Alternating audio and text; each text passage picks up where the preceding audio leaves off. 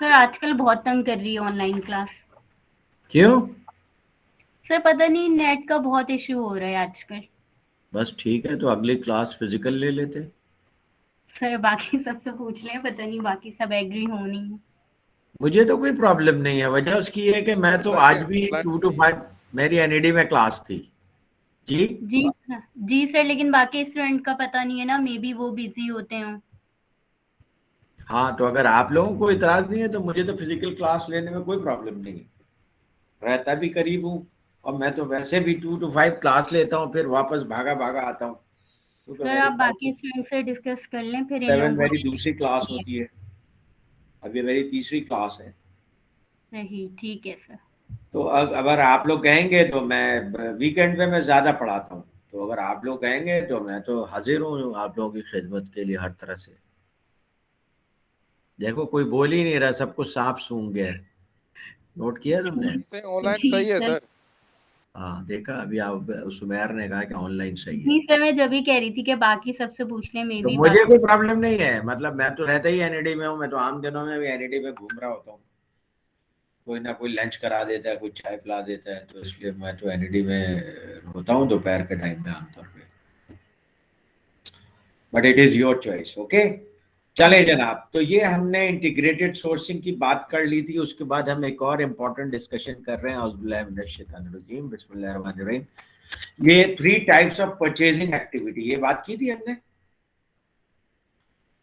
کہ اگر آپ پروکیورمنٹ ڈپارٹمنٹ کو مینج کر رہے ہیں تو آپ کو 3 طرح کی پرچیزنگ کرنی ہوتی ہے. اگر آپ اپنے پرچیزنگ کو ڈیوائڈ کرنا چاہیں تو بہت طریقوں سے ڈیوائڈ کر سکتے ہیں. اس میں سے پرچیزنگ کو ڈیوائڈ کرنے کا ایک طریقہ یہ ہے کہ آپ 3 طرح کی ایکٹیویٹیز میں انوالو ہوتے ہیں. ایک، آپ وہ پروڈکٹس خریدتے ہیں جو کہ مینٹیننس، ریپیئر اور آپریشنز میں یوز ہوتے ہیں، اس کو MRO پروڈکٹس کہتے ہیں. اور MRO پروڈکٹ سپلائی کرنے کی بہت بڑی بڑی کمپنیز بھی ہوتی ہیں، دنیا میں بھی ہیں، پاکستان میں بھی ہیں. MRO سے کیا مراد ہے؟ جیسے آپ کو لوبریکنٹس چاہیے ہوتا ہے، گریس چاہیے ہوتا ہے، یہ ڈیلی بیسس پہ چاہیے ہوتے ہیں. آپ روزانہ مشینوں پہ لوبریکنٹ لگا رہے ہوتے ہیں، گریس لگا رہے ہوتے ہیں بیئرنگس پہ، پھر وہ ختم ہو جاتے ہیں، آپ پھر ان کو لگاتے ہیں. It is a continuous process. اسی طریقے سے آپ کی کبھی کوئی شافٹ ٹوٹ گئی کسی پمپ کی، تو آپ اس شافٹ کو ریپیئر کر کے لگا دیتے ہیں، نئی شافٹ لگا دیتے ہیں، کپلنگ لگا دیتے ہیں، میکینیکل سیل لگا دیتے ہیں، آپ کہیں پہ پینٹ کرتے ہیں. اس طرح کی جتنی بھی ریکوائرمنٹ ہوتی ہے جو آپ کے پلانٹ کی اپکیپ کے لیے جن کی ضرورت ہوتی ہے، وہ سب MRO آئٹمس کہلاتے ہیں، مینٹیننس، ریپیئر اور آپریشنس کے آئٹم. اور یہ امپورٹنٹ آئٹمس ہوتے ہیں. ان کی ویلیوز عام طور پہ بہت ہائی نہیں ہوتی، سوائے اس کے کہ کچھ آئٹمس جن کی بہت ویلیو ہائی ہوتی ہے، قیمتی ہوتے ہیں. ورنہ تو یہ اورنگز ہیں، اورنگز کا پورا باکس آ جاتا ہے 1000-2000 روپے میں، 5000 روپے میں. اسی طریقے سے لوبریکنٹس کی پرائسز ہیں، یہ بہت مہنگی چیزیں نہیں ہوتی ہیں. ان میں سے زیادہ تر آئٹمس مارکیٹ میں اویلیبل بھی ہوتے ہیں. کچھ آئٹمس ہوتے ہیں جو کہ کسی ایک کے پاس اویلیبل ہوتے ہیں، کسی ایکسکلوسیو ڈسٹریبیوٹر کے پاس اویلیبل ہوتے ہیں. وہ ایک پرٹیکولر برانڈ یوز کرنا ہے آپ کو میکینیکل سیل کا، تو جان گرین والے کو فون کرتے ہیں، جناب آپ اپنا یہ والا میکینیکل سیل مجھے بھیج دیجیے. اگر وہ میکینیکل سیل ان کے پاس اسٹاک میں نہیں ہوا ہے، دین پھر مشکل ہو جاتی ہے. پھر آپ کو ان سے کہنا پڑتا ہے کہ بھائی آپ اس کو امپورٹ کر کے ہمیں دیں. دے میں ٹیک 1 month اور ایون مور دین دیٹ. اور اگر آپ کو ارجنٹ ہے تو آپ کہیں گے ٹھیک ہے بھائی ہمیں بائی ایئر یا بائی کوریئر امپورٹ کر کے دے دیں. تو جو اس طرح کے آئٹمس ہوتے ہیں اس میں ڈیفیکلٹی آ سکتی ہے. لیکن اس طرح کے آئٹمس اگر اسپیشل پرپز گریس نہیں ہے تو آپ PSO سے بھی خرید سکتے ہیں، شیل سے بھی خرید سکتے ہیں، شیورون سے بھی خرید سکتے ہیں، اور بہت سارے لوکل بھی لوبریکنٹ مینوفیکچرر ہیں، ان سے بھی خرید سکتے ہیں آپ. تو MRO میں بعض میں آپ کے پاس بہت آپشنز ہوتے ہیں، کوئی اتنی بڑی پرابلم نہیں ہے. اور بعض میں آپ کو you need to take care کہ یہ صرف ایک پرٹیکولر سپلائر ہے، اس سے آپ کو اسی طرح سے امپورٹ کرنا پڑتا ہے، تاکہ آپ اگر ایک یوز کر رہے ہیں تو اس کا بھی 1 یا 2 آپ کے پاس اسپیئر میں. کیونکہ MRO کا کوئی بھروسہ نہیں ہوتا. مثال کے طور پہ آپ نے ایک میکینیکل سیل ٹوٹ گئی، آپ نے دوسرے اسٹاک میں سے نکال کر کے وہاں لگا دیا، دوسری میکینیکل سیل بھی ٹوٹ سکتی ہے ود ان این آور، چلنے کے وہ 6 مہینے سال بھی چل سکتی ہے. تو اس لیے آپ عام طور پہ ایسے آئٹمس جن کا کہ کوئی اور سپلائر نہیں ہوتا ہے یا لمیٹڈ سپلائرز ہوتے ہیں یا جن کی مینوفیکچرنگ میں ٹائم لگتا ہے، ان کا اسٹاک زیادہ رکھتے ہیں. اور وہ آئٹمس جو کہ ریگولرلی اویلیبل ہیں اس کو آپ اتنا زیادہ اسٹاک نہیں کرتے کیونکہ آپ کئی مینوفیکچررز ہیں جن سے آپ خرید سکتے ہیں. تو یہ ایم آر او کہلاتے ہیں پروڈکٹس. یہ آپ ریگولر بیسس پہ خریدتے ہیں. مثال کے طور پر اگر آپ نیشنل ریفائنری کے پروکیورمنٹ مینیجر ہیں یا فوجی فرٹیلائزر کے پروکیورمنٹ مینیجر ہیں یا آپ امریلی اسٹیل کے پروکیورمنٹ مینیجر ہیں تو ان کے اپنے اپنے ڈیلی بیسس کے اوپر ریگولر بیسس کے اوپر آئٹمس ہوں گے جو کہ آپ کو ریگولرلی پرچیز کرنے ہوتے ہیں. تو آپ کو ان آئٹمس کا ایک ریکارڈ رکھنا پڑتا ہے اپنے پاس کہ کون سے آئٹم کی کب ضرورت پڑتی ہے, کتنا اسٹاک میں ہے, کب آپ آرڈر کر دیں تاکہ وہ ٹائملی مینر میں آپ کے پاس آ جائے. تو یہ ایم آر او پروڈکٹس کہلاتے ہیں. ٹھیک ہے, یہ پرچیزنگ امپورٹنٹ ہے لیکن ریگولر پرچیز ہے. With the passage of time تھوڑا 6 مہینے سال کے بعد یو گیٹ ایکسپیرینس کہ ان میں سے کون سے آئٹمس ہیں جو زیادہ کریٹیکل ہیں, کون سے آئٹمس ہیں جو کریٹیکل نہیں ہیں. تو یو مینیج اٹ اکارڈنگلی. اس کے بعد پرچیز کرنے میں آپ کچھ پرچیزز ایسی ہوتی ہیں جو اسٹینڈرڈ پرچیزز ہوتی ہیں اور کچھ پرچیزز ایسی ہوتی ہیں جو موڈیفائڈ پرچیزز ہوتی ہیں. اس کا کیا مطلب؟ جیسے مثال کے طور پہ آپ نے اپنے پمپ کے لیے میکینیکل سیل خریدنا ہے تو آپ کے ڈیزائن میں دیا ہوا ہے کہ اس میں کون سا میکینیکل سیل لگتا ہے. جب بھی وہ میکینیکل سیل ٹوٹ جاتا ہے آپ وہ میکینیکل سیل مارکیٹ سے پرچیز کر لیتے ہیں. یہ ایک اسٹینڈرڈ پرچیز ہے. لیکن کچھ عرصے کے بعد آپ کے انجینئرز ریئلائز کرتے ہیں کہ یہ میکینیکل سیل بہت زیادہ بریک ہوتی ہے اور اس کی وجہ سے ہمیں لاس ہوتا ہے زکام. تو ہمیں یہ کرنا چاہیے کہ اسٹفنگ باکس کا ڈیزائن چینج کر دیتے ہیں اور اسٹفنگ باکس میں ہم دوسرا میکینیکل سیل لگا دیتے ہیں جو زیادہ ریلائبل ہے. میکینیکل سیل کا بیسک کام یہ ہوتا ہے کہ پمپ سے جو بھی لیکوڈ فلو ہو رہا ہے اس کو موٹر کی طرف فلو ہونے سے روکے. ٹھیک ہے, تو آپ نے کہا کہ بھائی یہ میکینیکل سیل میں نہیں یوز کر رہا تو بلکہ دوسرا میکینیکل یوز کر رہا ہوں. تو اب آپ نے کیا کیا کہ خرید تو میکینیکل سیل ہی رہے ہیں لیکن اب ڈفرینٹ ٹائپ کا میکینیکل سیل کر رہے ہیں. فار ایگزامپل پہلے کمپوننٹ ٹائپ کا تھا تو آپ کارٹریج ٹائپ کا میکینیکل سیل کر رہے ہیں, خرید رہے ہیں. تو یہ اس طرح کی پرچیز کو موڈیفائڈ ری بائی کہتے ہیں کیونکہ آپ نے اپنا ڈیزائن کو امپروو کر لیا ہے یا ڈیزائن کو چینج کر لیا ہے. تو جب ڈیزائن کو چینج کر لیا ہے تو وہی چیز اب آپ ڈفرینٹ ڈیزائن میں خریدیں گے. That is a modified rebuy. تو ری پرچیز میں آپ یاد رکھیے یہ چیزیں آپ بار بار خریدتے ہیں. میکینیکل سیلز بار بار خریدتے ہیں, گلینڈ پیکنگز بار بار خریدتے ہیں. تو یہ سب آپ کے اسٹینڈرڈ ری بائی ہے. اب اگر اس کے اندر آپ کوئی چینجز کرتے ہیں جیسے مثال کے طور پر پہلے آپ جان کرین کی گلینڈ پیکنگ خرید رہے تھے, اب آپ نے آگے مرکل کی گلینڈ پیکنگ خریدتے ہیں. تو یہ کیا ہے, یہ موڈیفائڈ ری بائی. تیسری طرح کی جو پرچیز ہوتی ہے وہ ہوتی ہے کیپٹل گڈس کی پرچیز. اچھا, یہ جتنے بھی پرچیزز ہیں نا, ایم آر او کی پرچیزز ہیں یا ری بائی ہیں, یہ ریگولر بیسس پہ ہوتے رہتے ہیں. ہر روز آپ کچھ نہ کچھ ایسی چیزیں پرچیز کرتے رہتے ہیں ایز پرچیز مینیجر. لیکن جو وہ چیزیں جو آپ ریئرلی پرچیز کرتے ہیں اور ان کا ڈالر ویلو بھی بہت ہائی ہوتا ہے عام طور پہ, وہ کیپٹل گڈس کہلاتے ہیں. یہ جو آپ کے ایم آر او آئٹمس ہوتے ہیں خاص طور پہ اور زیادہ تر ری بائی کے جو آئٹمس ہوتے ہیں یہ آپ خریدتے ہیں, کنزیوم ہوتے ہیں, پھر خرید لیتے ہیں, خریدتے ہیں, کنزیوم ہوتے ہیں, پھر خرید لیتے ہیں. تو ان کی ریگولر پرچیزز ہوتی ہیں. لیکن کیپٹل گڈس کی پرچیز کبھی کبھی ہوتی ہے. جیسے آپ نے ڈیزل جنریٹر اس سال خریدا ہے تو زیادہ چانسز یہ ہیں کہ آپ اگلے 5-10 سال تک آپ کوئی نیا ڈیزل جنریٹر نہیں خریدیں. آپ پلانٹ ایکسپینڈ کر رہے ہیں, آپ کو نیا ڈیزل جنریٹر کی ضرورت پڑے تو آپ 1-2 سال کے بعد خریدیں. تو کیپٹل گڈس کو پرچیز کرنے کے لیے آپ کے آرگنائزیشن میں کسی کا بھی کوئی بہت ایکسپیرینس نہیں ہوتا. یعنی آپ کے پاس پرچیزر مل جائیں گے جو گلینڈ پیکنگ خریدنے کے ایکسپرٹ ہوں گے, میکینیکل سیل خریدنے کے ایکسپرٹ ہوں گے, بیئرنگس خریدنے کے ایکسپرٹ ہوں گے, لوبریکنٹ خریدنے کے ایکسپرٹ ہوں گے, کیونکہ وہ اپنی زندگی میں یہ بار بار کر چکے ہیں.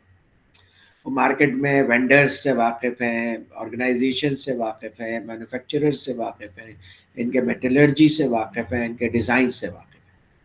تو اس لیے اس طرح کی پرچیزز میں اتنی ڈیفیکلٹی نہیں ہوتی ہے. اور اگر اس طرح کی پرچیزز میں کبھی کوئی ایک آدھ غلط پرچیز ہو بھی جائے تو اس کے اندر چونکہ بہت زیادہ مانیٹری ویلیو انوالو نہیں ہوتی ہے تو یہ بہت بڑا بلنڈر کاؤنٹ نہیں ہوتا. اور پھر آپ کے سامنے وینڈر ہوتا ہے جس کو آپ ریٹرن کر سکتے ہیں, یہ ساری چیزیں کر سکتے ہیں, یا اس سے ایکسچینج کرا سکتے ہیں, اس سے آپ ریپیئر کروا سکتے ہیں. लेकिन जब आप कैपिटल गुड्स खरीदते हैं ना तो उसके अंदर डॉलर वैल्यू इन्वॉल्व होता है। आप बॉयलर खरीद रहे हैं, आप पंप खरीद रहे हैं, आप कंप्रेसर खरीद रहे हैं, आप डीजल जनरेटर खरीद रहे हैं, ये लाखों करोड़ों रुपए की होती है और ये आप फ्रीक्वेंटली नहीं खरीदते, क्योंकि आपने एक बॉयलर खरीद लिया, अब ये 20 साल चलेगा।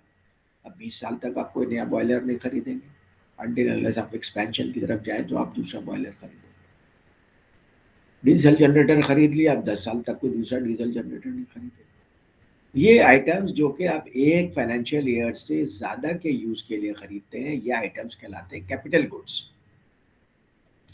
और चूंकि इनकी परचेजेस इनफ्रीक्वेंट होती है, इसलिए आपको इनकी परचेजेस का इतना अच्छा एक्सपीरियंस नहीं होता और इसमें डॉलर वैल्यू भी ज़्यादा इन्वॉल्व होती है। इसलिए you need to be very careful in purchases of capital goods.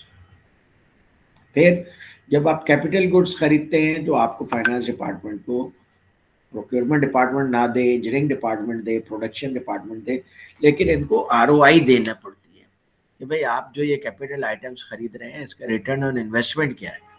यानी इसको अगर जब हम खरीद लेंगे तो what advantage we will get, और जितने पैसे हम लगाएंगे क्या उससे ज्यादा पैसे मिलेंगे जब ये हम खरीदेंगे। वरना बिजनेस आप क्यों करते हैं? बिजनेस आप इसीलिए करते हैं कि जितने पैसे आप लगाएं वैल्यू एडिशन करके आपको उससे ज्यादा पैसे मिले। तो कैपिटल गुड्स में आपको फाइनेंशियल जस्टिफिकेशन देनी पड़ती है। इसका रिटर्न ऑन इन्वेस्टमेंट क्या है, इसका पे बैक क्या है, इसका डिस्काउंटेड पे बैक क्या है, इसका एनपीवी क्या है, इस नेट प्रेजेंट वैल्यू, इसका आईआरआर क्या है, इंटरनल रेट ऑफ रिटर्न क्या है। ठीक है, इस सब में घबराने की कोई बात नहीं है। जब अकाउंटिंग एंड फाइनेंशियल मैनेजमेंट पढ़ेंगे तो ये सारी आरओआई आप पढ़ेंगे कि कैपिटल गुड्स की आरओआई कैसे कैलकुलेट की जाती है। आप भी जब किसी ऑर्गेनाइजेशन में काम करेंगे या काम करते हैं और आप किसी कैपिटल गुड्स का प्रपोजल देते हैं तो you need to give lots of justification for that, क्योंकि ये वन टाइम परचेज है, इरेगुलर परचेज है और उसमें डॉलर्स इन्वॉल्व है। तो इसलिए फाइनेंस डिपार्टमेंट भी इसे अप्रूव नहीं करेगा, आपका अपना डिपार्टमेंट भी अप्रूव नहीं करेगा, चीफ एग्जीक्यूटिव भी अप्रूव नहीं करेगा जब तक कि वो हर तरह से उसके बारे में मुतमईन ना हो जाए कि जनाब ये अच्छी इसकी फाइनेंशियल फिजिबिलिटी बन रही है, उसकी ऑपरेशनल फिजिबिलिटी बन रही है, इसकी टेक्निकल फिजिबिलिटी बन रही है, उसकी ह्यूमन रिसोर्स के लिहाज से फिजिबिलिटी बन रही है। यानी आप एक ऐसी चीज़ खरीद लें जिसको आपके ह्यूमन रिसोर्स इस्तेमाल ही नहीं करना जानते हो, that will be a problem for you.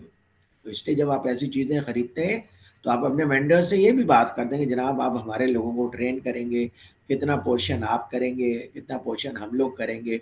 जैसे मिसाल के तौर पर आप कैट का डीजल जनरेटर खरीदते हैं तो कैट वाले उसको खुद मेंटेन करते हैं, मेजर ओवरऑल वो खुद करते हैं और माइनर किस्म के ओवरऑल आप लोग कर लेते हैं। इसी तरह से आप बोइंग का जहाज़ खरीदते हैं तो वो उसको सिर्फ सर्टिफाइड इंजीनियर्स ही मेंटेनेंस कर सकता है।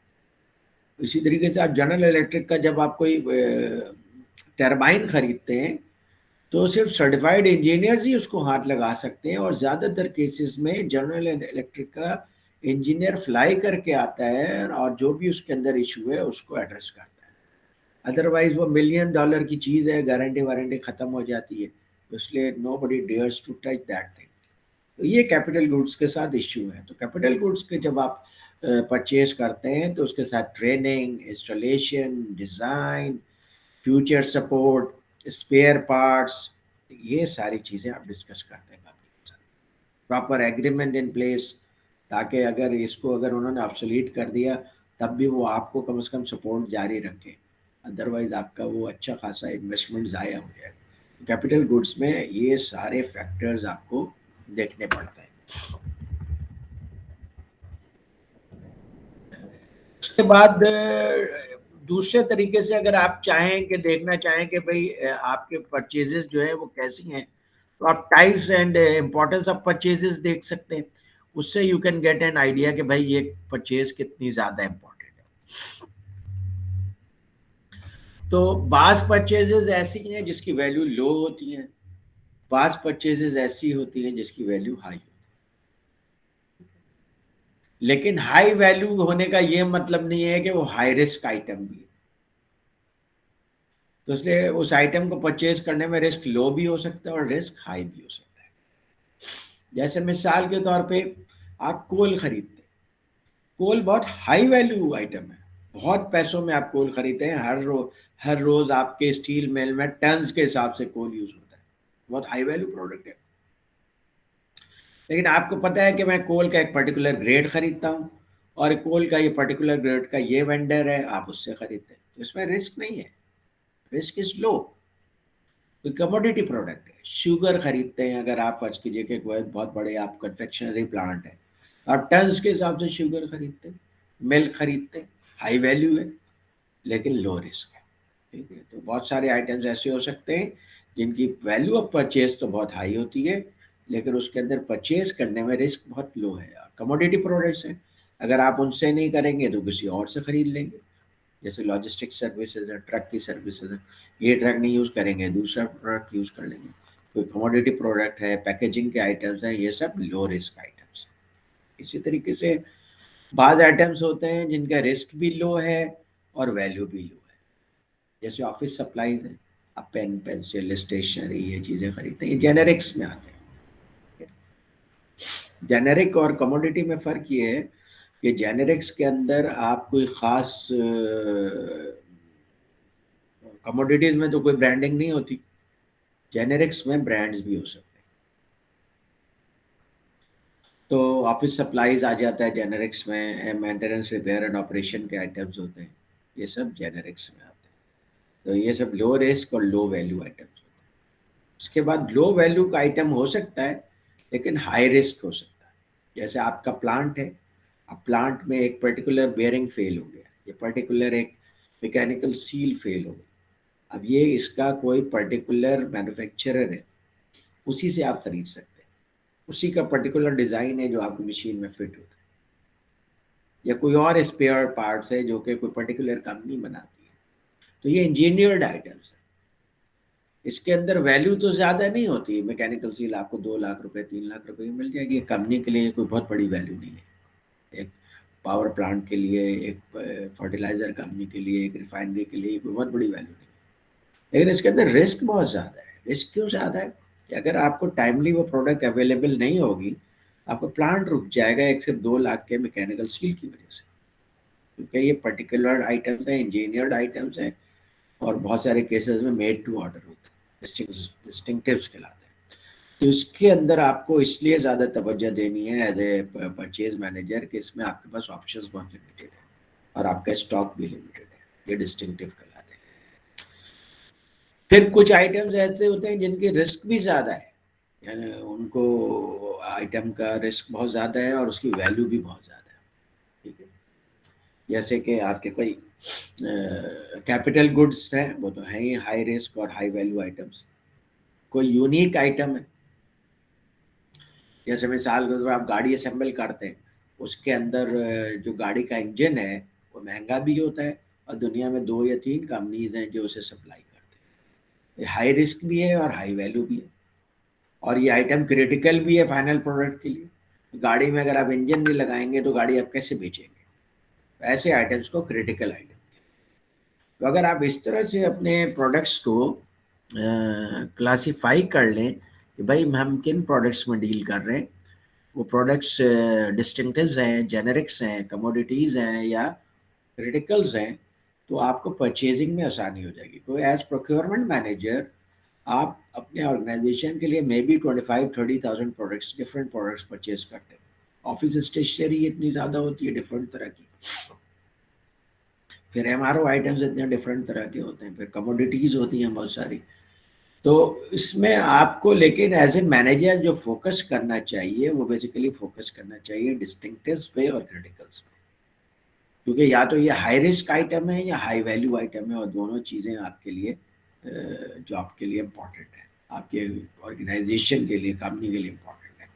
तो अगर आप अपने प्रोडक्ट्स को इन 4 क्वाड्रेंट्स में डिवाइड कर सकते हैं तो you will spare you a lot of time to focus on distinctives and criticals, and your assistants can focus on generics and commodities. तो ये इस तरह से अगर आप अपने प्रोक्योरमेंट डिपार्टमेंट को डिवाइड कर देते हैं तो आपको अपने काम करने में बहुत ज़्यादा आसानी हो जाएगी। अच्छा, स्ट्रेटेजिक सोर्सिंग। अच्छा, स्ट्रेटेजिक सोर्सिंग क्या है भाई? आजकल सोर्सिंग एक बहुत बड़ा दुनिया में लफ्ज़ बन गया है। اس کی وجہ یہ ہے کہ آرگنائزیشنز جو ہیں وہ پہلے سے کہیں بہت زیادہ سورسنگ کر رہی ہیں، اور انٹرنیشنل سورسنگ بہت زیادہ ہو رہی ہے، اور انٹرنیشنل سورسنگ کے اپنے ایشوز بھی ہوتے ہیں، ایڈوانٹیجز ہیں تو اپنے ایشوز بھی ہیں۔ ایک تو ایشو آپ کا پولیٹیکل ایشوز ہو سکتا ہے کہ پولیٹیکل انسٹیبلٹی کی وجہ سے سورسنگ پہ فرق پڑ سکتا ہے، پھر اس کے علاوہ پرائسنگ کا فرق ہوتا ہے، فارن ایکسچینج ریٹ کا فرق ہوتا ہے، پھر آپ کے ٹرانسپورٹیشن کا فرق ہوتا ہے۔ تو اس طریقے سے انٹرنیشنل سورسنگ زیادہ کریٹیکل ہو جاتی ہے۔ اور اگر آپ ود ان دا کنٹری بھی آپ کسی چیز کی سورسنگ کر رہے ہیں تو وہ اسٹریٹجک سورسنگ آپ کے لیے امپورٹنٹ ہو سکتی ہے، پرٹیکولرلی وہ کوئی سنگل سورس وہاں سے آپ کو وہ چیز مل رہی ہے، تو اس لیے اسٹریٹجک سورسنگ جو ہے وہ اس لحاظ سے بھی امپورٹنٹ۔ پھر آپ یہ بھی دیکھیں کہ دنیا میں سورسنگ کا ٹرینڈ چل رہا ہے، یہ دنیا میں اب پہلے تو امریکنز نے اس ٹرینڈ کو بہت زیادہ فالو کیا، اب پوری دنیا اس ٹرینڈ کو سمجھ رہی ہے کہ اس ٹرینڈ کے ایڈوانٹیجز کیا ہیں، تو پوری دنیا اسٹریٹجک سورسنگ کے پرنسپلس کو فالو کر رہی ہے۔ اسٹریٹجک سورسنگ کے اس لیے کی جاتی ہے تاکہ آپ اپنے کور بزنس پہ فوکس کر سکیں۔ وہ زمانہ چلا گیا کہ آپ سارے کام خود کرنے کی کوشش کرتے تھے، کوئی بھی کمپنی اب سارے کام خود نہیں کرنا چاہتی، ساری کمپنیز کی اب کوشش یہ ہے کہ صرف وہ کام کریں جو کہ ان کے اسٹریٹجک نیچر کی ہے، جس کی بیسس پہ ان کا کمپٹیٹیو ایڈوانٹیج ہے، ٹیکنالوجیکل سیکریسی ہے یا پروسیس سیکریسی ہے، اس کو وہ اپنے پاس رکھتے ہیں، یا اس کو بھی اس طرح سے ڈسٹریبیوٹ کر دیتے ہیں کہ جتنے وینڈرز کام کرتے ہیں وہ ان کو پتہ نہ چل سکے کہ ٹوٹل کیا ہے۔ پارٹس میں تو کام کر رہے ہیں but they don't know about total, تو اس طرح سے بھی ڈسٹریبیوٹ کیا جا رہا ہے۔ ادروائز اسٹریٹجک ایریاز کو کمپنیز اپنے پاس رکھتی ہیں، اور جو باقی چیزیں ہیں جو کہ کوئی بھی کمپنی آپ سے بہتر کر سکتی ہے اس کو آؤٹ سورس کر دیتی ہے، جیسے ہوٹل کی سروسز آؤٹ سورسڈ، گاڑیوں کی service out sourced, human resource کی سروس آؤٹ سورسڈ، اکاؤنٹنگ اور ٹرانسکرپشن کی سروس آؤٹ سورسڈ، ٹھیک ہے، جینیٹوریل سروسز آؤٹ سورس۔ کیوں؟ کیونکہ یہ آپ کا کور بزنس نہیں ہے۔ تو جب آپ یہ ساری چیزیں آؤٹ سورس کر دیتے ہیں تو ایکچولی یہ آپ کو لوور کاسٹ کی پڑتی ہے۔ لوگوں کو صرف ایسا لگتا ہے کہ ہم یہ چیزیں آؤٹ سورس کر دیتے ہیں تو ہم بہت سارے پیسے اپنے وینڈرز پہ لٹا رہے ہیں، اسپینڈنگ کر رہے ہیں، اگر ہم یہ خود کریں تو ہمیں بہت زیادہ فائدہ ہو جائے گا۔ پریکٹیکلی ایسا ہے نہیں۔ آپ ہوٹلنگ بہت زیادہ ہوتی ہے، آپ کے ایگزیکٹوز بہت زیادہ جا کر کے ہوٹلز میں اسٹے کریں تو پھر کیا کریں؟ آپ مختلف جگہوں پہ اپنے ریسٹ ہاؤسز بنا دیں، تو ریسٹ ہاؤسز میں بہت ساری سی انیفیشینسیز ہوں گی جس کی وجہ سے ایکچولی آپ کو نقصان ہوگا۔ اس سے کہیں بہتر ہے کہ آپ ہوٹلز کے ساتھ، ہوٹل ون کے ساتھ آپ ایک ایگریمنٹ کر لیں، اسٹریٹجک سورسنگ کر لیں، اور وہ آپ کو ایک اچھی پرائس کے اوپر throughout the year guaranteed room provide کریں۔ وہ زیادہ بہتر ہے کمپیئر ٹو آپ اپنا پورا ریسٹ ہاؤس مینٹین کریں، اس میں اسٹاف رکھیں، وہ کھانا بھی بنائیں، اس کی سیکیورٹی کا بھی خیال رکھیں، اس کی کلینلینس کا بھی خیال رکھیں، دیٹ ول بی کاسٹلیئر۔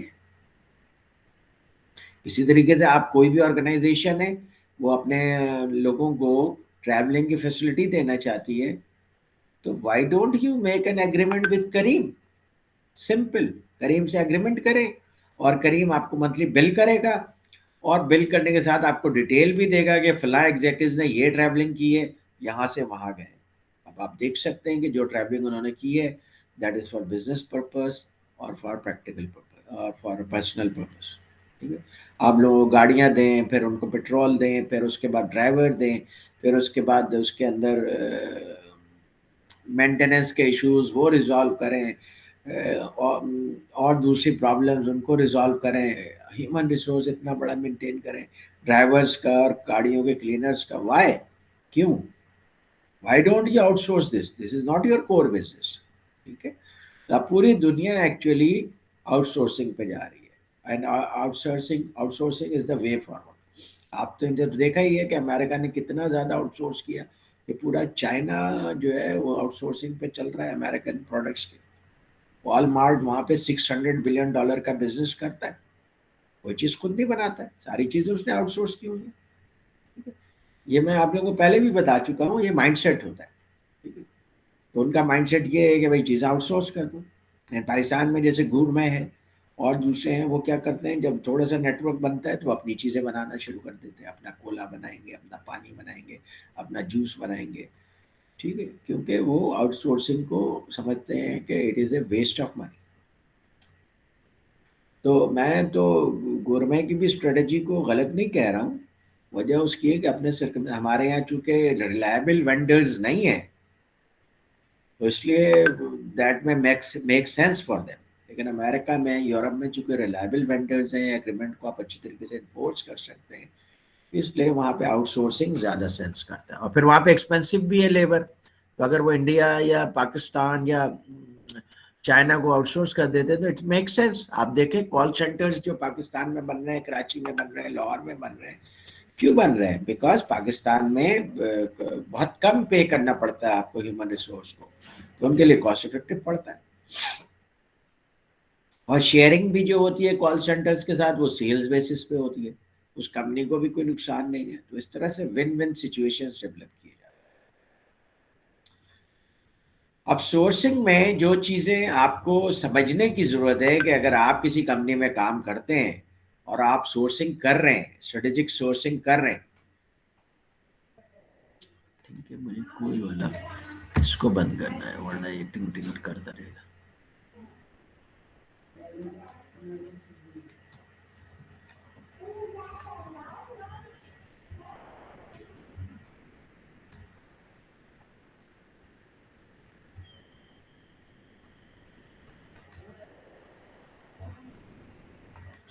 जी अब नहीं आएगी आवाज। तो आप भी जो है वो स्ट्रेटेजिक सोर्सिंग में आप काम करेंगे अगर आप सप्लाई चेन में काम करते हैं। पाकिस्तान में बहुत सारे लोग काम करते हैं जो स्ट्रेटेजिक सोर्सिंग के काम करते हैं, लेकिन वो किसी फॉरेन कंपनी के लिए काम करते हैं। यहाँ पे बहुत सारी कंपनीज, बहुत सारे ब्रांड्स के, जैसे पाकिस्तान में डेनिम है, अब जीन्स बन रहा है, तो अब पूरी दुनिया को जीन्स की जरूरत है, तो बहुत सारे जो स्ट्रेटेजिक सोर्सिंग की पोजीशंस है वो पाकिस्तानी उन पोजीशंस पे काम कर रहे हैं। उन कंपनीज को पाकिस्तान में रिप्रेजेंट कर रहे हैं, उनके जो इंटरेस्ट है उसको लुक आफ्टर कर रहे हैं। तो सबसे पहली बात तो ये कि जब आप किसी प्रोसेस को आउटसोर्स कर रहे हैं या कोई आउटसोर्सिंग कर रहे हैं, तो सबसे पहले आप ये नहीं देखें, कॉस्ट टू कॉस्ट कंपैरिजन नहीं करें तो भाई ये चीज़ हमें $5 की पड़ रही है, बाहर हमें $4 की पड़ रही है, तो इसलिए हमें इसे आउटसोर्स कर देना चाहिए। ये एप्पल टू एप्पल कंपैरिजन नहीं होगा, बल्कि आप टोटल वैल्यू को कंपेयर करें।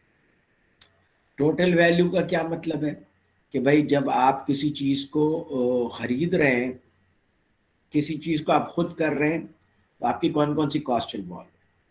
मैन्युफैक्चरिंग कॉस्ट इन्वॉल्व है, रॉ मटेरियल कॉस्ट इन्वॉल्व है, ह्यूमन रिसोर्स की कॉस्ट इन्वॉल्व है, फैक्ट्री ओवरहेड इन्वॉल्व है,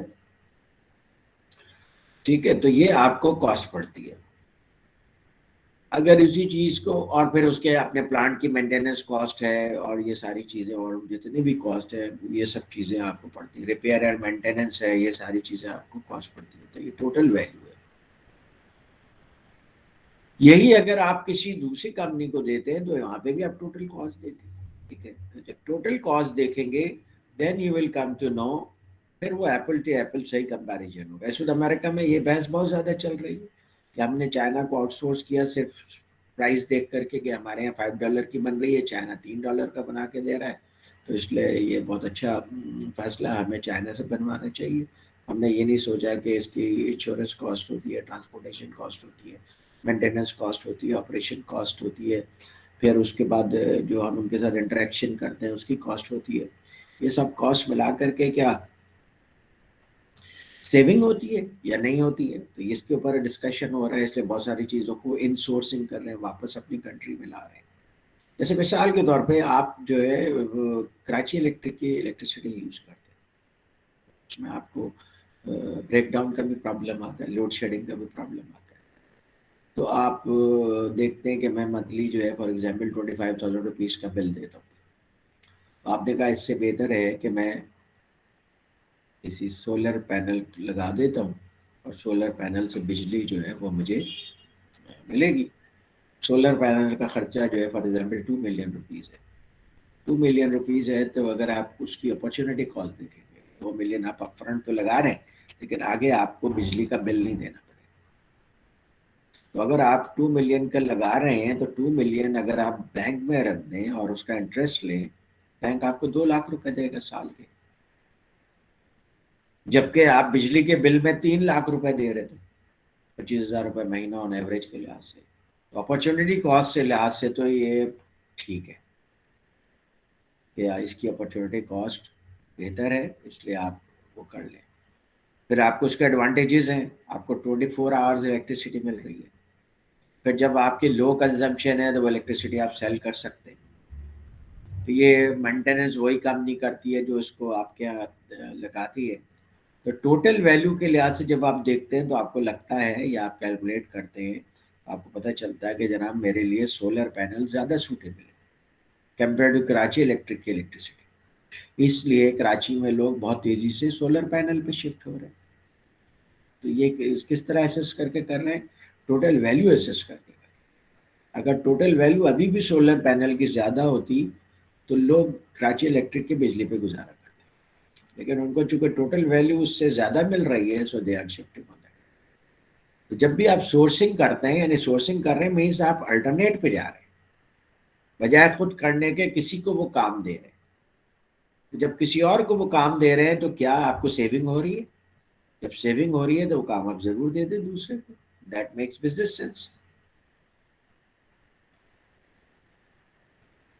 اچھا, اس کے بعد آپ کی اسپینڈ کیٹیگریز بہت ساری ہیں, جیسے کہ آپ نے پچھلی سلائیڈ میں دیکھا کہ آپ ایم آر او بھی خرید رہے ہیں اور آپ موڈیفائڈ ریبائی بھی کر رہے ہیں, اسٹینڈرڈ ریبائی بھی خرید کر رہے ہیں, اور آپ جو ہے وہ کیپٹل گڈس بھی خرید رہے ہیں, اور اس کے علاوہ آپ ویجز بھی دے رہے ہیں لوگوں کو, سیلریز بھی دے رہے ہیں. تو آپ بہت ساری چیزیں خرید رہے ہیں, ہیومن ریسورس بھی خرید رہے ہیں, سروسز بھی خرید رہے ہیں. تو اب آپ دیکھتے ہیں کہ آپ ایک human resource department for example چلا رہے ہیں, اور ہیومن ریسورس ڈپارٹمنٹ چلا رہے ہیں تو اس کا منتھلی ایکسپینڈیچر آپ کو آ رہا ہے 2 ملین روپیز. اور آپ یہ دیکھتے ہیں کہ ہم سال میں 10 لوگوں کو ہائر کرتے ہیں.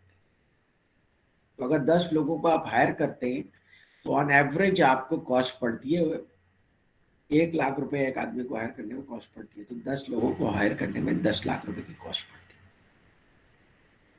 اور بھی کچھ چھوٹے موٹے کاسٹ ملا لیں تو 12 لاکھ روپے کی کاسٹ پڑتی ہے. آپ دیکھتے ہیں کہ اگر ہم اسے آؤٹ سورس کر دیں کسی کمپنی کو تو that is less expensive compare to یہ ہم خود کریں. تو اس لیے بہت ساری آرگنائزیشنز نے اپنی ہیومن ریسورس کو آؤٹ سورس کر دی, اور ہیومن ریسورس کا صرف اسکیلیٹن اسٹاف ہے ان کے پاس. جیسے ایک ہیومن ریسورس مینیجر ہے, وہی سارے میٹرز کو دیکھتی ہے, انٹرنل کوآرڈینیشن بھی وہی دیکھتی ہے, ایکسٹرنل کوآرڈینیشن بھی وہی کرتی ہے, نئے جابس کے لیے بھی دوسری کمپنی سے وہی بات کرتی ہے. تو اس طرح کیا ہوا, انہوں نے اس میں کاسٹ کٹنگ کر دی. اسی طریقے سے آپ دیکھتے ہیں کہ پے رول آپ کا ریگولر کام ہے, ہر مہینے کا کام ہے, اس کے اندر کوئی ویلیو ایڈیشن نہیں ہوتی ہے. لیکن یہ کہ چونکہ آپ کے آپریشنز ایکسپینسو ہے تو آپ کو پورے پے رول ڈپارٹمنٹ میں آپ نے 10 لوگوں کو اپوائنٹ کیا ہوا ہے, اور ان کی سیلری ٹھیک ٹھاک جاتی ہے, ویجز ٹھیک ٹھاک جاتے ہیں. تو آپ نے کیا کیا کہ پورا پے رول آپ نے آؤٹ سورس کر دی, اور آپ نے دیکھا اس کی وجہ سے آپ کی پرائس جو ہے 30% پہ آ گئی.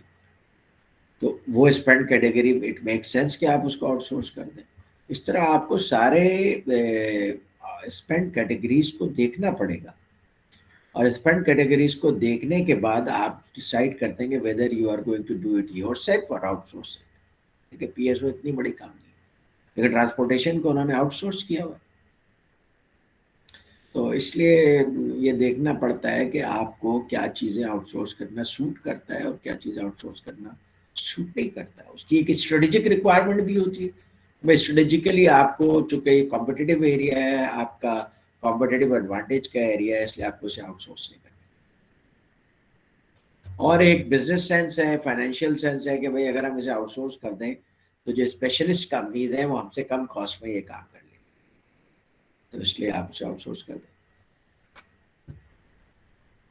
ٹھیک ہے, پھر آؤٹ سورسنگ کا پروسیس جو ہے وہ آپ کو تھورولی اسیس کرنے کی ضرورت ہوتی ہے, کیونکہ ٹوٹل ریکوائرمنٹ اور اسپیسیفکیشن کو آپ نے ورک آؤٹ کرنا پڑتا ہے. کیونکہ جب آپ آؤٹ سورس کر دیتے ہیں دین یو ریئلائز کہ بھائی ہم نے آؤٹ سورس تو کر دیا بٹ اسٹل اس کا 20-25% ہمیں خود کرنا پڑتا ہے.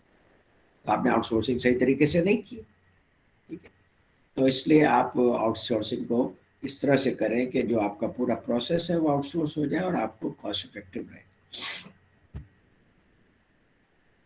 अच्छा, अब आप जो सप्लायर की इकोनॉमिक्स को भी आपको देख रहे हैं, जब आउटसोर्सिंग कर रहे हैं तो आपने सप्लायर्स की इकोनॉमिक्स देखनी है। सप्लायर्स की इकोनॉमिक्स देखने का मतलब ये है कि आप उससे जो भी परचेजिंग कर रहे हैं उसके ऊपर आपको भी बेनिफिट हो रहा है और उसको भी बेनिफिट हो रहा है, क्योंकि विन विन रिलेशनशिप्स ही सर्वाइव करते हैं। अगर आप उसको स्क्वीज करेंगे, उसको आप बहुत ज़्यादा प्रेस करके निगोशिएट करेंगे तो एक दफ़ा दो दफ़ा सप्लाई कर देगा और बाद में जब आपको ज़रूरत पड़ेगी तो अवेलेबल नहीं होगा सप्लाई करने के लिए, बिकॉज आपके पास से मार्जिन नहीं मिल रहा है। कोई भी ऐसे कस्टमर्स को सर्व नहीं करना चाहता जिसके पास से मार्जिन नहीं मिल रहा हो। जब भी कोई बेहतर कस्टमर मिलता है तो वेंडर उधर स्विच हो जाता है। तो ये लॉन्ग टर्म के लिए कोई अच्छी स्ट्रेटेजी नहीं है। हाँ, इन्होंने यहाँ पे कुछ चीज़ें बताई हैं जो बड़ी इंपॉर्टेंट है, जो आपको समझ में आनी चाहिए। क्या वॉल्यूम लेवरेजिंग करें। वॉल्यूम लेवरेजिंग का मतलब है कि एक वक्त में आप ज़्यादा क्वांटिटी परचेज कर लें अपने वेंडर से। अच्छा, ज़्यादा क्वांटिटी परचेज करने का ये मतलब नहीं है कि आप ज़्यादा क्वांटिटी को अपने स्टॉक में भी ले आए, क्योंकि फिर आपका उसमें अंदर पैसे भी इन्वॉल्व हो जाएंगे, उसके अंदर फिर आपके स्टोरेज कॉस्ट भी इन्वॉल्व हो जाएंगी, तो फिर आपको शायद वॉल्यूम लेवरेजिंग का इतना फ़ायदा नहीं होगा। वॉल्यूम लेवरेजिंग ऐसे भी आप कर सकते हैं कि आप एक ब्लैंकेट ऑर्डर दे दो। आप कहेंगे भाई पूरे साल से हम आपसे इतनी क्वांटिटी परचेज करेंगे, गारंटीड इतनी क्वांटिटी परचेज करेंगे और इससे 20-30% अप भी हो सकता है। तो जब उसको पूरे साल की एक क्वांटिटी मिल जाती है तो वो उस पूरे इतनी बड़ी क्वांटिटी को वर्कआउट कर सकता है। हर महीने की क्वांटिटी कम होती है, पूरे साल की क्वांटिटी ज्यादा होती है, पूरे 3 साल की क्वांटिटी उससे भी ज्यादा होती है। उसकी बेसिस पे आपका वेंडर कोई मशीन भी लगा सकता है, चूंकि 3 साल की प्रोडक्शन कमिटेड हो गई है तो मैं एक मशीन लगा सकता हूँ। तो उसके लिए भी विन विन सिचुएशन है, आपके लिए भी विन विन सिचुएशन है। They are getting more business, you are getting good prices. आप वॉल्यूम लिवरेजिंग कर सकते हैं। फिर एक चीज और भी आप करते हैं, परचेज वाले करते हैं, प्रोक्योरमेंट वाले, दैट इज प्राइस अनबंडलिंग। क्योंकि आपको जो प्राइस देता है ना वो लमसम प्राइस देता है कि ये डीजल जनरेटर की प्राइस है, इसमें इंस्टॉलेशन भी शामिल है, ट्रेनिंग भी शामिल है और इंटीग्रेशन भी शामिल है विद सिस्टम। तो आप उससे अनबंडल करके पूछें कि इसमें इंस्टॉलेशन कॉस्ट कितनी है, इसके अंदर डिज़ाइन कॉस्ट कितनी है, इसके अंदर प्रोडक्ट कॉस्ट कितनी है, इसके अंदर ट्रेनिंग कॉस्ट कितनी है। फिर आपके लिए नेगोशिएट करना आसान होता है। अब कुछ चीज़ें ऐसी भी होती हैं जिनको आप ड्रॉप भी कर सकते हैं कि ये चीज़ें हम खुद कर लेंगे। जैसे इंस्टॉलेशन में आप सिर्फ हमें इंस्ट्रक्शंस दे दीजिए, हम उसका बेस वगैरह खुद बना लेंगे, आप हमें डिज़ाइन दे दें, अगर इंस्टॉलेशन के बहुत हेफ्टी चार्जेस कर रहे हैं। तो price unbundling is very important. जब आप प्राइस को अनबंडल करते हैं ना सप्लायर के साथ, तो आपको सप्लायर भी प्रेशर में आता है और आपको भी सही पता चलता है कि कहाँ पे आपका डियर मनी स्पेंड हो रहा है एंड इज इट वर्थ और नॉट। तो ये प्राइस बंडलिंग इज इम्पॉर्टेंट।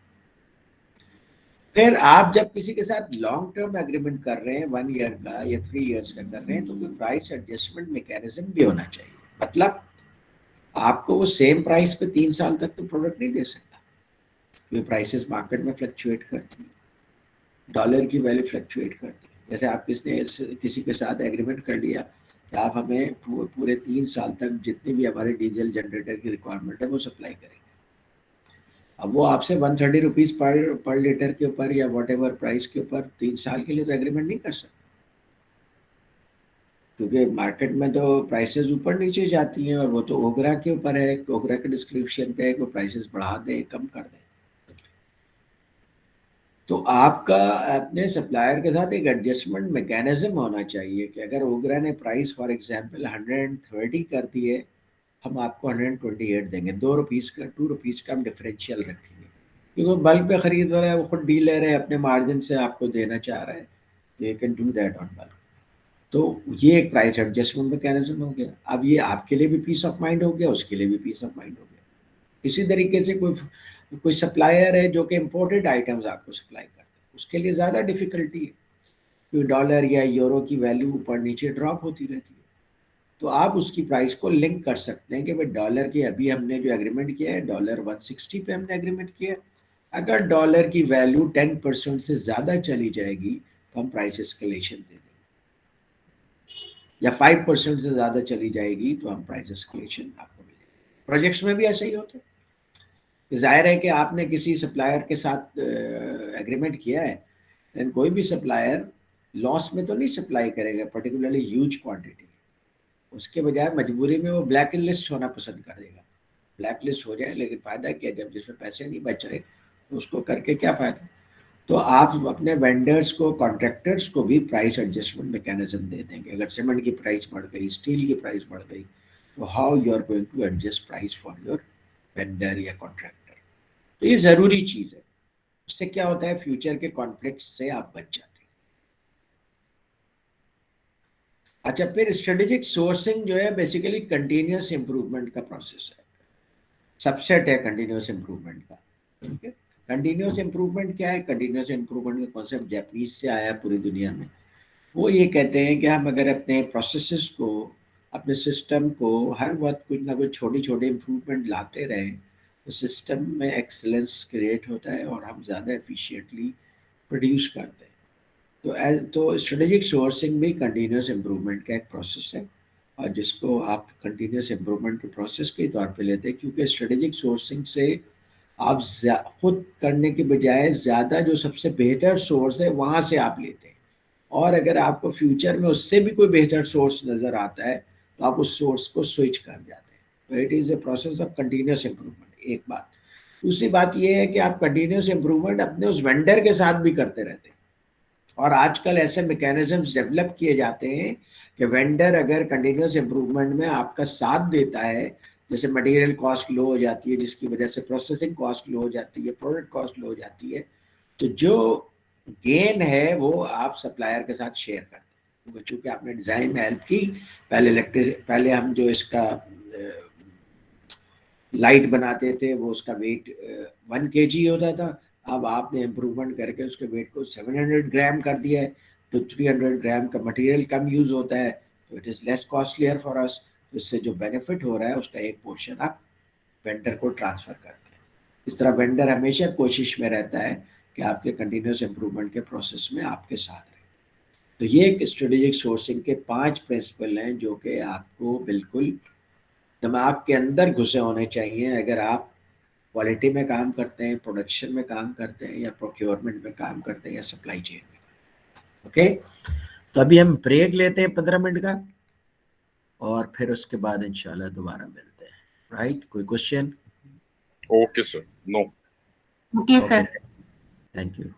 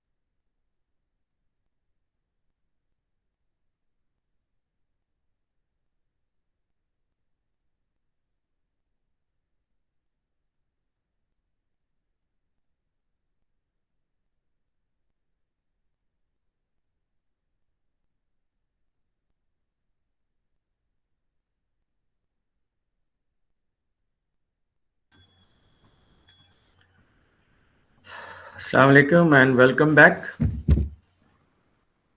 वालेकुम अस्सलाम सर। हाँ, आज सर्दी ज्यादा है क्या?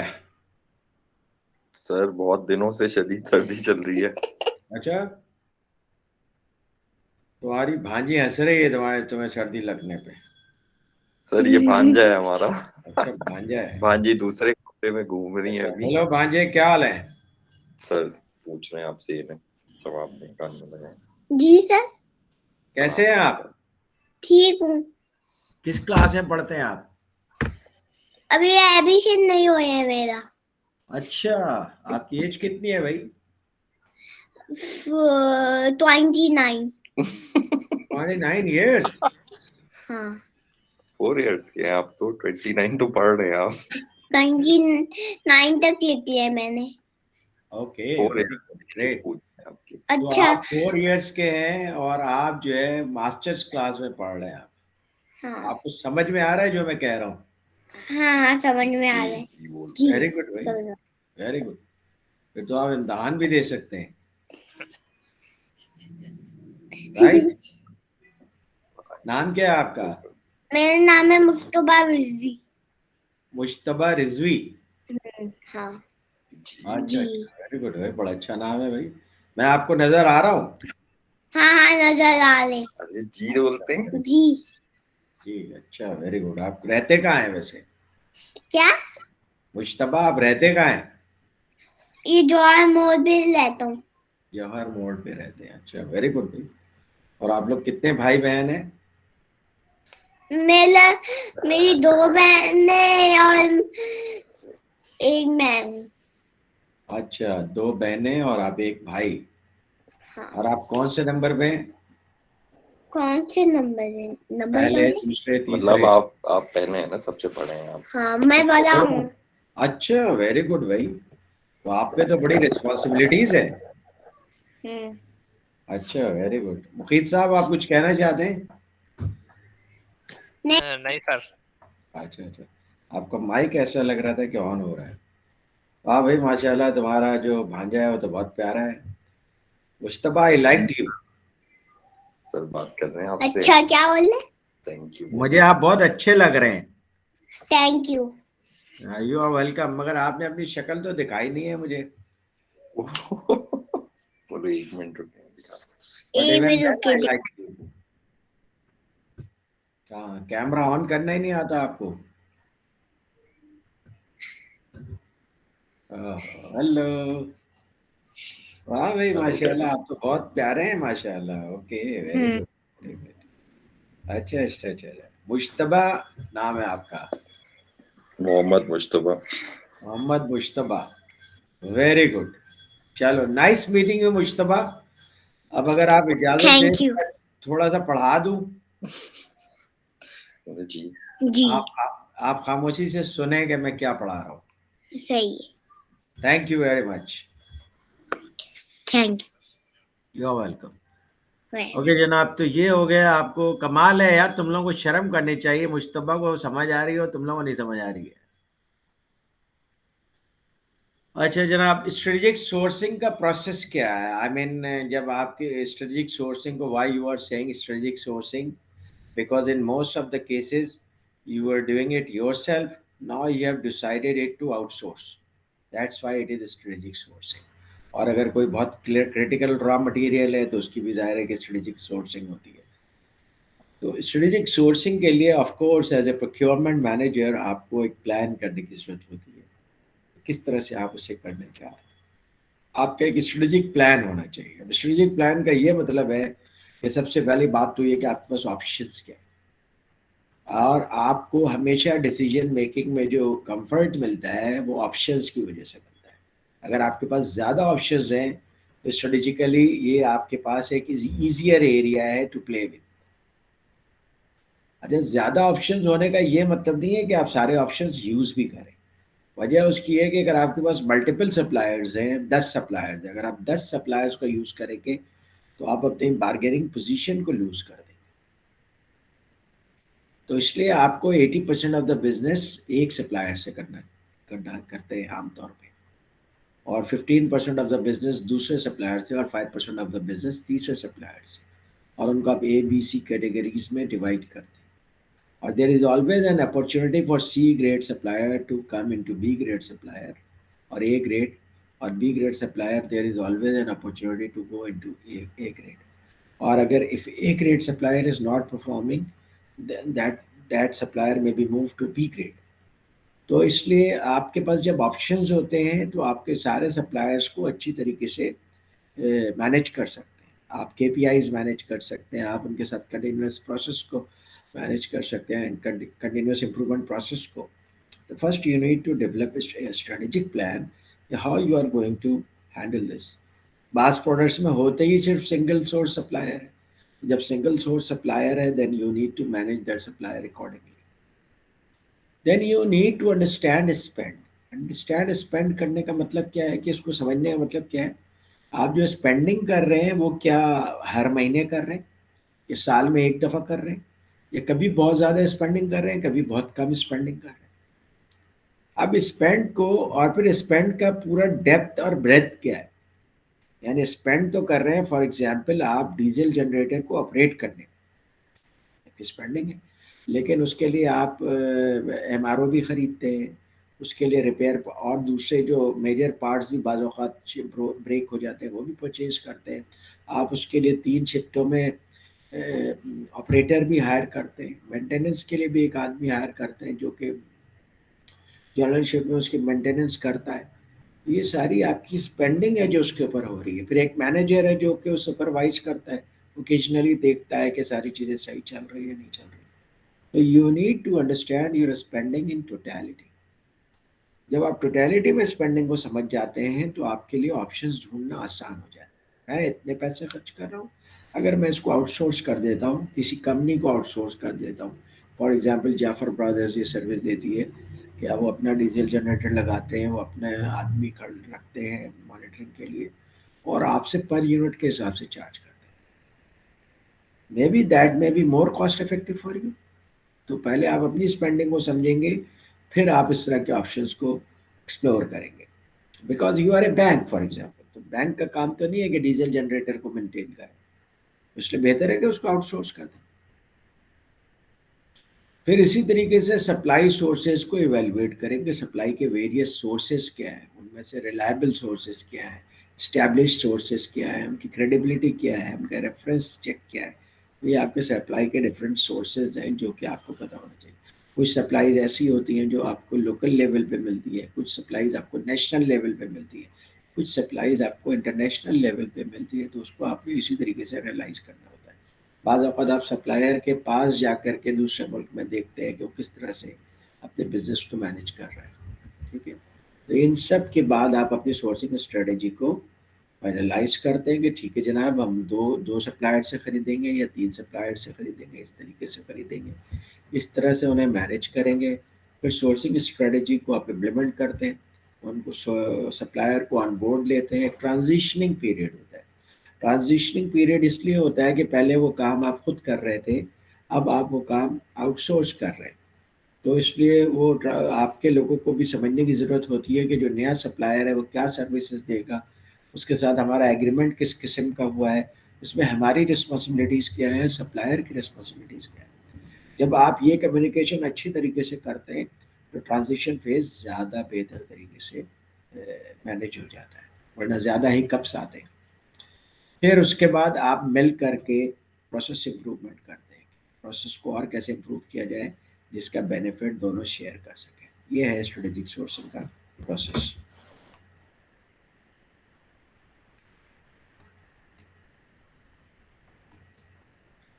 अब यहाँ पे उन्होंने उसकी बहुत ज़्यादा डिटेल दिए हैं हर एक स्टेप की. अब थोड़ा सा मैं उसको डिस्कस कर लेता हूँ.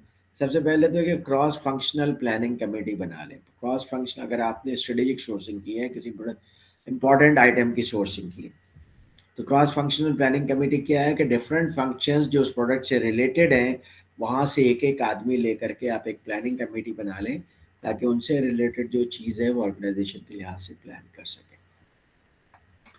और फिर स्कोप डिफाइन किया जाता है कि जनाब इसके अंदर ये प्रोडक्ट देंगे, उसकी मेंटेनेंस भी देंगे, स्पेयर पार्ट्स भी देंगे, मैन पावर भी देंगे, क्या चीज़ें देंगे और क्या चीज़ें हमें करनी पड़ेंगी. तो आपको इस ये देखना पड़ता है कि भाई क्या पोर्शन उन्होंने करना है और क्या पोर्शन हमने करना है, ठीक है। तो स्पेंड को आप देखते हैं कि किन किन सप्लायर्स पे आप कितनी स्पेंडिंग कर रहे हैं, किस कैटेगरी में कितनी स्पेंडिंग कर रहे हैं और कौन कौन उसके इंटरनल यूजर है। फिर एक और भी इश्यू होता है जिसको कि आपको एड्रेस करना चाहिए सोर्सिंग प्रोसेस के दौरान, that is make versus buy. कोई चीज़ आप बनाते हैं और बनाने पे आपको एक सर्टेन कॉस्ट पड़ती है। अब आपको कोई बहुत अच्छा वेंडर मिल गया है जिसे आप परचेज करें तो आपको उससे कम कॉस्ट पड़ती है और टोटल कॉस्ट आपको उससे कम पड़ती है। आप ये कहते हैं कि भाई हम इसे अब बनाएंगे नहीं बल्कि हम इसे परचेज कर लेंगे, ठीक है। तो ये मेक वर्सेस बाय डिसीजन। जैसे मिसाल के तौर पे कहीं पे गारमेंट्स का काम होता है, तो गारमेंट्स के काम में आपको पता है कि बहुत सारी चीज़ों की ज़रूरत पड़ती है जो उसकी एसेसरीज होती है, जैसे बटन्स है, कॉलर बोन है, इसका कफ है, इस तरह की सारी चीज़ें। तो उसमें से बहुत सारी चीज़ें ऐसी होती हैं जो कि जो कंपनी स्टिच कर रही है, गारमेंट्स बना रही है, वो उन चीज़ों को बनाती नहीं है, लेकिन मे बी फ्यूचर में वो डिसाइड करें कि हमें अपने बटन्स बनाने चाहिए ताकि बटन्स के ऊपर हम अपना नाम प्रिंट कर सकें, या ज़्यादा बेहतर हमें बटन्स की ज़रूरत है जो मार्केट में अवेलेबल नहीं है, तो बजाय इसके कि वो बाई करने के वो मेक कर सकते हैं। तो ये दोनों डायरेक्शन में ये डिसीजन जा सकते हैं।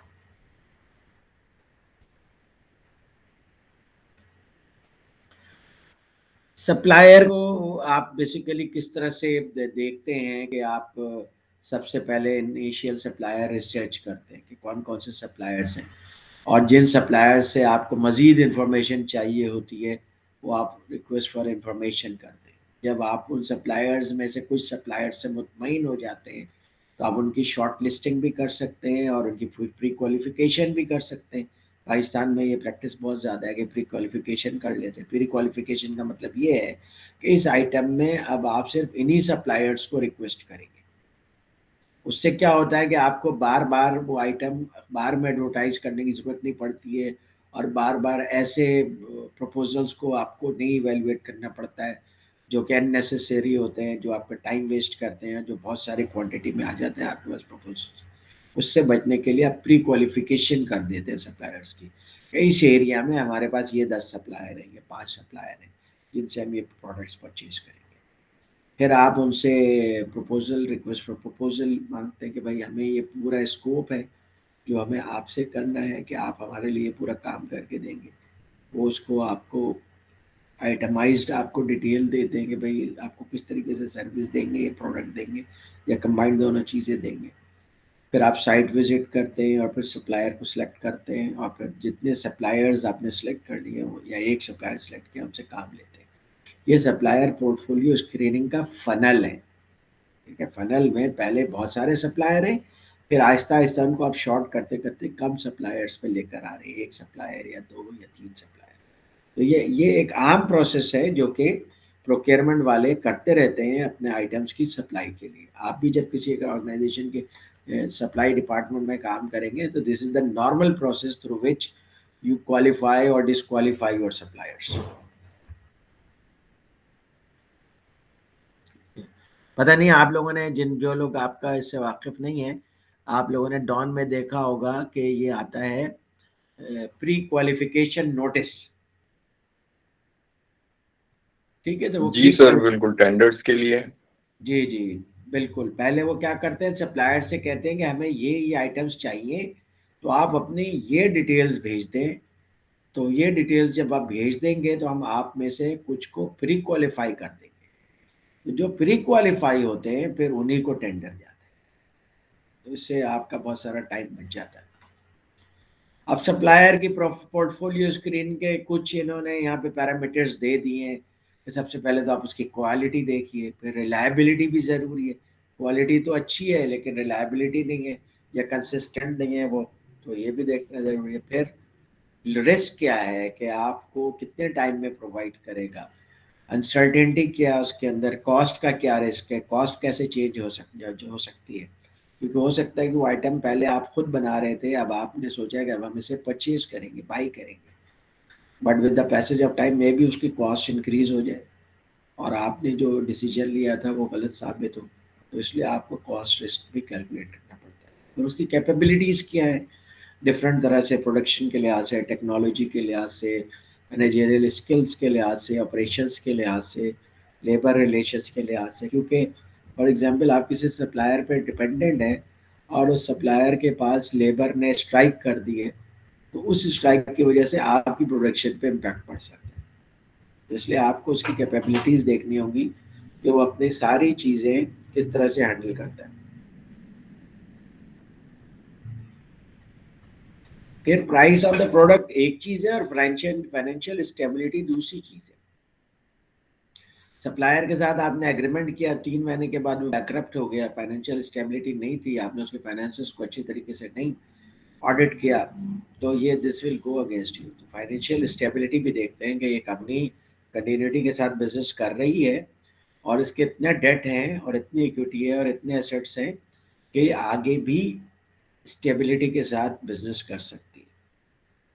फिर ये इनकी डिज़ायरेबल क्वालिटीज़ हैं कि ये चीज़ें आपके अगर कल्चरल कंपैटिबिलिटी उनके साथ हो तो बहुत अच्छा होता है, ठीक है। क्योंकि जैसे मिसाल के तौर पे हम लोग जब फोर्सेस में काम करता था मैं, तो हमारे तो ज़ाहिर है कि ऑफिसर्स पढ़े लिखे होते हैं, तो लेकिन वहाँ पे जो सप्लायर्स जिनका कंट्रोल था ना, या जो सप्लायर्स ज़्यादा डोमिनेंट थे, उनको हम थैला पार्टी कहते थे। वजह उसकी ये है कि जो कोई भी वहाँ से नॉन कमीशन रैंक से रिटायर होता था तो वो सप्लाई का काम शुरू कर देता। और उसकी चूँकि 2-3 ऑफिसर्स किसी से भी अच्छी बातचीत होती थी तो उसका काम शुरू हो जाता था। मगर वो कोई बहुत ही स्ट्रॉन्ग कंपनीज नहीं होती थी, जब भी कोई प्रॉब्लम होती थी तो वो भाग जाते थे, ठीक है। तो इसलिए आपको देखना पड़ता है कि आपको अपने सप्लायर्स में डिज़ायरेबल क्वालिटीज़ क्या चाहिए, अब वो है या नहीं। फिर आजकल सस्टेनेबिलिटी पे कमिटमेंट आपके सप्लायर का भी होना ज़रूरी है। आपका तो सस्टेनेबिलिटी के लिए कमिटमेंट ज़रूरी है ही है, उसके बगैर आपके कस्टमर्स आपसे परचेज नहीं करेंगे। वो ये भी देखते हैं कि आप जिन वेंडर से परचेज कर रहे हैं उनका सस्टेनेबिलिटी पे कमिटमेंट क्या है, इन्वायरमेंटल सस्टेनेबिलिटी, सोशल सस्टेनेबिलिटी, ठीक है, और प्रॉफिट सस्टेनेबिलिटी, इन सब के ऊपर वो किस तरह से काम कर रहे हैं।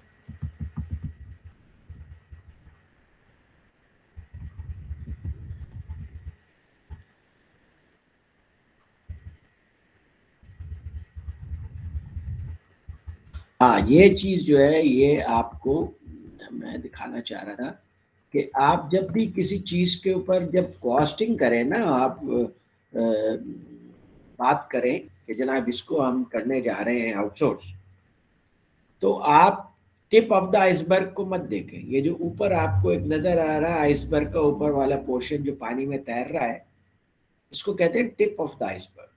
टिप ऑफ द आइसबर्ग आप देखें बहुत छोटा सा है, लेकिन पूरे आइसबर्ग का साइज देखें तो वो बहुत खतरनाक है। टाइटैनिक ऐसे ही बड़े आइसबर्ग से टकरा गया था, जो कि वैसे लग रहा था कि बहुत ज़्यादा सॉलिड या बहुत बड़ा आइसबर्ग नहीं। तो जब भी आप एनालिसिस करें तो आप टोटल लैंडेड कॉस्ट की एनालिसिस करें कि ये आइटम पूरा सारे कॉस्ट मिला करके हमारे पास जब लैंड करेगा उसकी कॉस्ट कितनी है। जो हमें विजिबल कॉस्ट नज़र आती है कि हम कितने में परचेज कर रहे हैं, जो हमारी परचेज कॉस्ट है या हमारी एक्विजिशन कॉस्ट है। तो परचेज कॉस्ट और एक्विजिशन कॉस्ट ये सिर्फ एक पार्ट है। अब यहाँ पे उन्होंने बहुत सारी कॉस्ट को यहाँ पे बता भी दिया, मेंशन भी कर दिया। सबसे इम्पोर्टेंट कॉस्ट है life cycle cost. Life cycle cost ये है कि मिसाल के तौर पे आप एक डीजल जनरेटर खरीद लेते हैं, वो सस्ता है, तो आपने परचेज कॉस्ट के लिहाज से देखा कि बहुत अच्छी कॉस्ट के आपने खरीद लिया, फिर बाद में पता चला उसके स्पेयर पार्ट्स बहुत महंगे मिल रहे हैं आपको, तो लाइफ साइकिल कॉस्ट उसकी बहुत महंगी हो गई। उसके स्पेयर पार्ट्स बहुत फ्रीक्वेंटली रिप्लेस करने की ज़रूरत पड़ती है, और ज़्यादा लाइफ साइकिल कॉस्ट बढ़ गई। फिर उसके बाद क्वालिटी की क्या कॉस्ट है कि आपने क्वालिटी चीज़ खरीदी है, या फिर ये कि सब स्टैंडर्ड प्रोडक्ट खरीदा है तो उसके अंदर आपको क्वालिटी कॉस्ट पड़ती है। लॉजिस्टिक्स कॉस्ट होती है। लॉजिस्टिक्स कॉस्ट क्या होती है कि आप उसको कहाँ से लेकर के अपने उस जगह पर लाएंगे जहाँ पे इंस्टॉल करना है या जहाँ पे यूज़ करना है, तो आपको लॉजिस्टिक्स कॉस्ट तो रेगुलर पे करनी पड़ेगी। That two is a part of the purchase cost. फिर जब आप उसकी इन्वेंट्री मेंटेन करेंगे तो इन्वेंट्री कैरिंग कॉस्ट होती है, प्लस इन्वेंट्री की अपनी कॉस्ट होती है, वो कितनी पड़ेगी। इन सब को जब आप मैनेज करेंगे तो मैनेजमेंट की कॉस्ट कितनी होगी। फिर जब आप इसको डिस्पोज ऑफ करेंगे तो उसकी भी कॉस्ट होती है। पाकिस्तान में तो आपका कोई आइटम अगर डिप्लीट हो गया, खत्म हो गया, तो उसको आप उठा के बाहर फेंक देते हैं। पूरी दुनिया में ये लग्जरी अवेलेबल नहीं है कि आप उसको ऐसे डिस्पोज ऑफ कर दें, बल्कि डिस्पोज ऑफ के बाकायदा गवर्नमेंट के डिफाइंड प्रोसेसेस है, उसके मुताबिक आप चीज़ों को डिस्पोज ऑफ करते हैं। इवन आपके जो फैक्ट्री से जो गंदा पानी निकल रहा है या प्रोसेस्ड वाटर निकल रहा है, उसको आप वैसे ही नहीं ड्रेन में डाल सकते। फर्स्ट आपने उसको ट्रीट करना होता है, ट्रीट करके न्यूट्रलाइज करना होता है, उसको एक्सेप्टेबल लिमिट पे लाना होता है, और फिर आप उसे ड्रेन में ऐड कर सकते हैं। और उसके अलावा जो सॉलिड वेस्ट है उसको प्रॉपर तरीके से आपने जाके लैंडफिल में बरी करना होता है।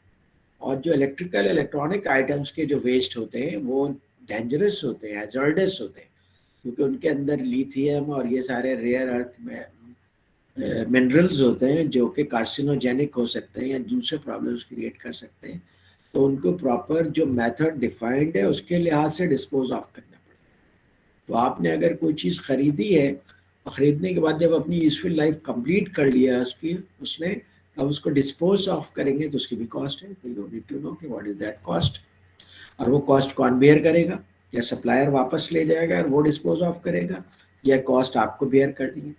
जैसे इलेक्ट्रॉनिक्स आइटम के लिए रेगुलेशन है यूरोपियन यूनियन में और अमेरिका में, इलेक्ट्रॉनिक आइटम जो सप्लायर है, जो मैन्युफैक्चरर है, वो वापस रिसीव करेगा और वो डिस्पोज ऑफ करेगा।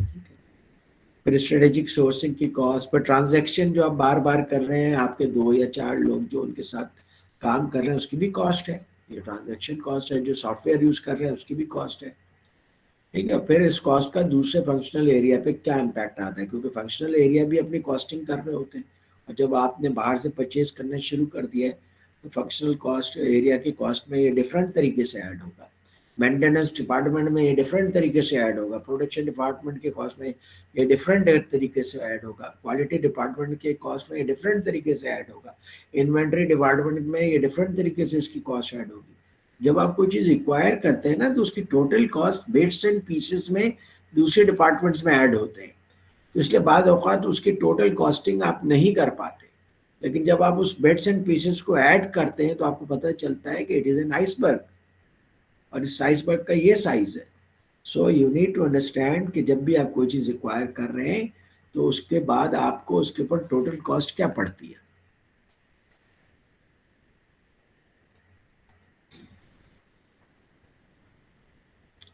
यहाँ पे इन्होंने एक सिंपल कैलकुलेशन करके बताई है कि देखिए, जैसे मिसाल के तौर पे आप स्विट्ज़रलैंड की कोई कंपनी है जो ख़रीदना चाह रही है, उसके पास 3 ऑप्शन है। अब उनके पास 3 ऑप्शन क्या है कि चाइना से ख़रीद सकते हैं, वियतनाम से ख़रीद सकते हैं और यूरोपियन यूनियन से खरीद। ये टोटल लैंडेड कॉस्ट का एक सिंपल सा कॉन्सेप्ट देने की कोशिश की है। चाइना से 10,000 का पड़ रहा है, वियतनाम से 8,000 का, यूरोपियन यूनियन से 12,000 का। अप फ्रंट आपको लग रहा है कि आपको वियतनाम से ख़रीद लेना चाहिए, लेकिन फिर उन्होंने बताया कि इसके अंदर कौन कौन से कॉस्ट आपको ऐड करने चाहिए, क्योंकि ये भी कॉस्ट आप ही ने पे करना है। तो सबसे पहली बात तो ट्रांसपोर्टेशन कॉस्ट है, तो उन्होंने तीनों की ट्रांसपोर्टेशन कॉस्ट लिख दी है। फिर कस्टम ड्यूटी है, तो कस्टम ड्यूटी जो है ये मुख्तलिफ कंट्रीज़ की उन्होंने लिख दी है। यूरोपियन यूनियन में कस्टम ड्यूटी इसलिए नहीं लगेगी कि स्विट्ज़रलैंड यूरोपियन यूनियन की एक कंट्री है और वो आपस में एक दूसरे को कस्टम ड्यूटी नहीं पे करते। और वैल्यू एडेड टैक्स जो कि स्विट्ज़रलैंड में इतना पे करना पड़ेगा, तो वो उन्होंने बता दिया है कि ये वैल्यू एडेड टैक्स है 7.6% ऑफ द कॉस्ट। ठीक है, तो ये फिर यानी 10,000 प्लस 4,000 प्लस 1,000 इसको ऐड करेंगे, फिर उसका आप 7.6% निकालेंगे, ये कॉस्ट आ जाएगी। तो टोटल लैंडेड कॉस्ट के बाद अब सिनेरियो चेंज हो गया। चाइना जो है वो दूसरे नंबर पे आ गया, वियतनाम तीसरे नंबर पे आ गया, यूरोपियन यूनियन पहले नंबर पे आ गया। तो अब ये लोग इस तरह की कैलकुलेशंस कर रहे हैं ताकि उनको पता चले कि अपने ही कंट्रीज़ के साथ ही, अपने ही जो उन्होंने एक यूनियन बनाई है, रीजनलाइजेशन की हुई है, उसमें ट्रेड करने का ज़्यादा बेनिफिट है। इसको वो हाईलाइट कर रहे हैं। तो इस स्लाइड में भी उन्होंने यही हाईलाइट करने की कोशिश की है, और उसमें बताया कि जब टोटल कॉस्ट लेते हैं तो मे भी आपको किसी दूसरी कंट्री को आउटसोर्स करने का इतना फ़ायदा ना हो। And then E sourcing,